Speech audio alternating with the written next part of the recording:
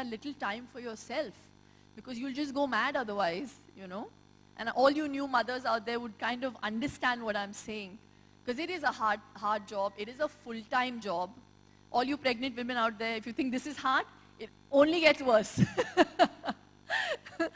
But it's the most wonderful feeling to be a mother, and nothing in life comes easy, and a bit of hard work always makes you feel that it's all worth it, you know, at the end of it all, when you get that success.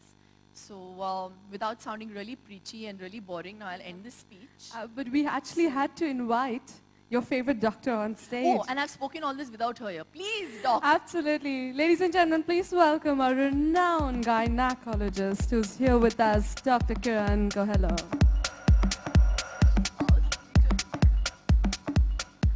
She was so wonderful, I can't tell you. During my entire pregnancy, how she took care of me, and you know, I was so worried because, I mean, you know, I wasn't worried about the weight. I didn't care. I just wanted a baby. I didn't think of the after effects. But after delivering, I went back home with 30 kilos extra. I thought after the baby comes out, you know, you lose a bit of weight. So I called her up after 2 days. I said, Doc, the baby is out, but why isn't the weight going? The stomach is still there. So she said, it's all, you know, it takes time. You know, it'll go with time. So now she'll tell you the rest. Thank you, Shilpa. It's wonderful being here. Especially, I think you truly deserve the Yummy Mummy Award. And Shilpa is an absolute example of Indian motherhood. Throughout her pregnancy, she listened to every bit of advice that I gave her, except, of course, the weight, but she soon knocked it off afterwards. And she is a perfect example of how you can manage your profession, your motherhood, and babyhood thereafter.